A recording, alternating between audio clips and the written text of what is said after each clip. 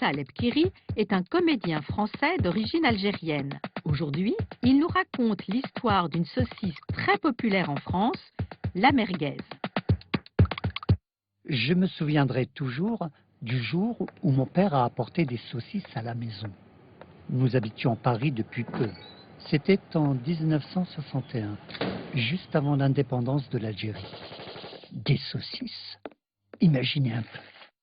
Ni une, ni deux. Ma sœur, mon frère et moi, nous nous sommes écriés d'une même voix. Ça, nous, on mange pas. C'est du halouf, du cochon. C'est interdit par le Coran. C'est haram, du péché de musulmans. C'est que chez nous, on ne mange pas de haloufri, comme on dit pour désigner les saucisses. Pas de jambon, pas de saucisses, pas de porc, puisque nous sommes des musulmans pratiquants. Mais mon père répétait avec un large sourire, comme s'il nous donnait sa bénédiction. Allez, mangez les enfants. Ce sont des merguez, les merguez de chez Ammi Ammar, le boucher de notre rue. Magnanime, nous avons goûté du bout des dents nos premières saucisses merguez. C'était piquant, mais c'était bon. Mon père nous a rassurés. C'est une saucisse mi-bœuf haché, mi-mouton haché. On ajoute du cumin, du ras el hanout, du poivre, de l'huile d'olive, du harissa, du sel et de l'eau, et on la parfume à la coriandre. On mélange tous les ingrédients et on laisse reposer 2 heures au frais à la fenêtre. Pendant ce temps, les boyaux trempent dans de l'eau chaude. On met la farce dans les boyaux de mouton, on fait un nœud tous les 12 cm, on laisse sécher les merguez à l'air libre toute la journée et il n'y a plus qu'à les faire cuire. Mais qui a créé la merguez? En fait, tout le monde se l'approprie. Les Tunisiens en font tout un plat et prétendent qu'elle est tunisienne, tout ça parce qu'ils ont inventé la harissa qui va avec. Les Algériens, eux, jure qu'elle est de nationalité algérienne et même kabyle, et il le démontre par cette étymologie implacable. Le mot merguez vient du mot berbère, amerguez, âme, signifiant comme, et erguez, l'homme. Ainsi, vous l'aurez compris, la merguez ne désigne rien d'autre que le membre viril. Les Marocains installés en Europe la marient royalement au couscous, ce qui indigne profondément tout le reste du Maghreb qui s'insurge contre ce couple contre nature. Les Juifs disent que la merguez est née dans leur boucherie d'Oran et que c'est eux qui l'ont apportée en France quand ils ont dû quitter l'Algérie à son indépendance, et que ça ne se discute pas. Et voilà que les Alsaciens viennent mettre leur grain de sel. La merguez est purement alsacienne. C'est nous, colons alsaciens installés au nord-est de Constantine, qui avons inventé la merguez. Nous aimons les saucisses, nous. Or, à Constantine, il n'y avait pas de porc, rien que du bœuf et de l'agneau. De tout mélanger avec du vin, juste pour lui donner sa couleur rouge. Bref, une chose est sûre, la merguez est bien maghrébine, même si depuis les années 50, elle enrobe toutes les manifestations populaires, meetings politiques et autres festivités européennes.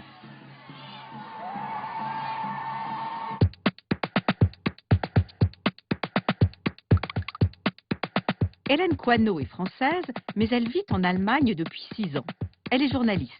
Elle ne semble pas malheureuse outre-Rhin, même si quelques petites choses lui manquent. Je m'appelle Hélène, je suis française et après avoir vécu un petit peu à Munich, je me suis installée à Berlin depuis 3 ans. Alors il y a quelque chose que j'ai remarqué ici, c'est que les Allemands aiment beaucoup les pâtes. Ils mangent des tagliatelles, des spaghettis, mais il y a une sorte qu'on ne trouve jamais dans les supermarchés et qui me manque vraiment. Ce sont les coquillettes. Les coquillettes, ce sont des petites pâtes rondes, toutes simples, qui sont très faciles à préparer et en général, les enfants aiment beaucoup ça. Moi, quand j'étais petite, ma mère avait l'habitude de m'en préparer comme ça, avec juste une petite noisette de beurre et un peu de sel. Le beurre fond sur les pâtes chaudes et c'est vraiment très agréable. C'est pas un repas de gala, on ne prépare pas quand on a des amis à dîner, on le fait vraiment pour soi, c'est un réconfort. Moi je me souviens quand j'étais malade, ma mère elle me préparait ça, un peu comme le jambon puré de notre enfance. C'est vraiment facile à transporter, c'est pas cher, et du coup quand j'ai des amis qui viennent me rendre visite, je leur demande de m'en ramener un paquet, ou même des fois je leur demande de m'en envoyer par la poste. Et je crois que c'est pas tout à fait un hasard si dans le film Le fabuleux destin d'Amélie Poulain, le plat qu'elle se prépare toute seule, c'est un plat de coquillettes au beurre.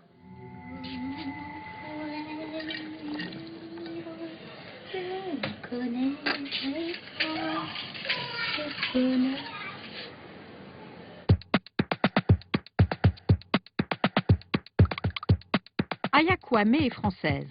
Enfant, elle a passé un an en Allemagne.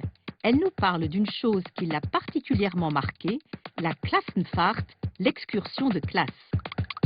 J'avais 10 ans et je vivais à Paris avec ma mère quand elle m'a annoncé que nous partions vivre en Allemagne pour un an. Et je ne peux pas dire que j'ai sauté de joie. Quitter mon école, mes camarades. Quoi qu'il en soit, quelques mois plus tard, je me retrouvais pour la première fois dans une classe où filles et garçons, qui avaient pourtant un an de moins que moi, me dépassaient presque tous d'une tête. De cette année passée outre-Rhin, une chose m'est particulièrement restée en mémoire, la Klassenfahrt, ce que nous appelons en français voyage scolaire. Mais attention, la Klassenfahrt allemande n'a rien à voir avec les voyages scolaires français.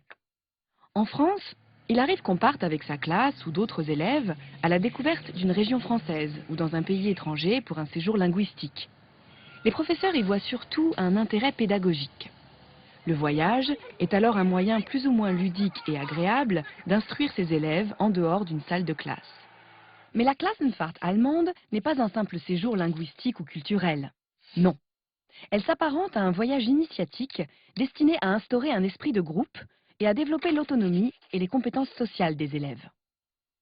Dans ma classe, je me souviens qu'on consacrait 10 à 15 minutes chaque semaine à la préparation de la Klassenfahrt avec le professeur principal. C'était quasiment une matière à part entière. Choix de la destination, de l'auberge de jeunesse, où nous serions sûrs de rencontrer d'autres groupes pour faire les 400 coups. Puis, l'élaboration du programme. Visite de château, de zoo, sorties sportives, chasse au trésor, rallye, soirée pyjama. On avait le droit de tout proposer. Chaque élève était investi d'une tâche bien spécifique à laquelle il n'était pas question de se soustraire.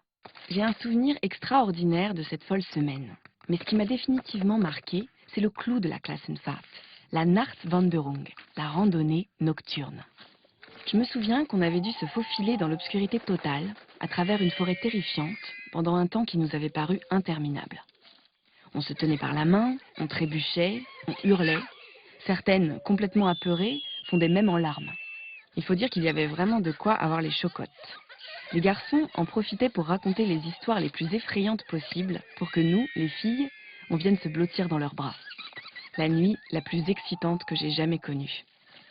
Ça s'est terminé par un grand feu de bois autour duquel on dégustait des Bratäpfel, des pommes cuites sur les braises.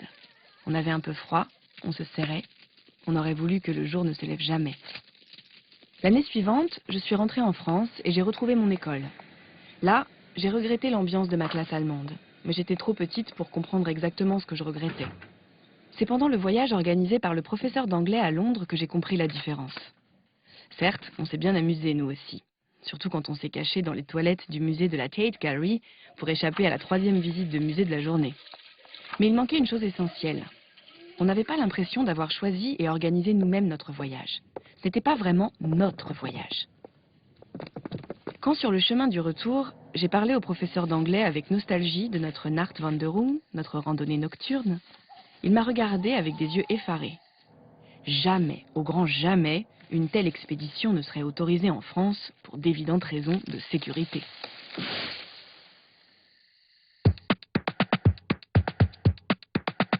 Et voici la devinette. Le plan qui va suivre dure 30 secondes. Où a-t-il été tourné? En France ou en Allemagne? Et où se cache l'indice? Parce qu'il y en a un. Regardez bien.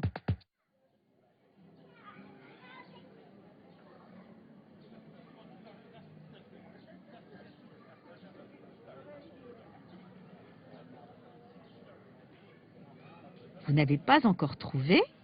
Mais regardez, vous devriez trouver.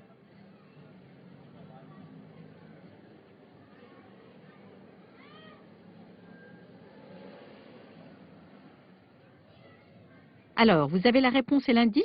Allez vite sur le site internet de l'émission www.arte.tv/carambolage. 10 gagnants seront tirés au sort et recevront une petite récompense. Et voici maintenant la réponse à la devinette de la semaine dernière.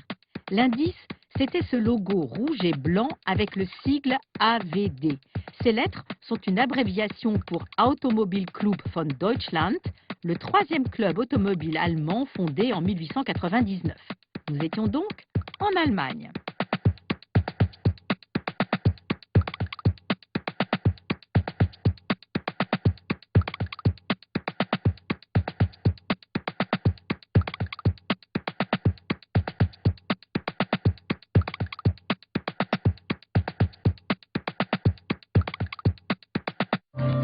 Ça vous a plu ?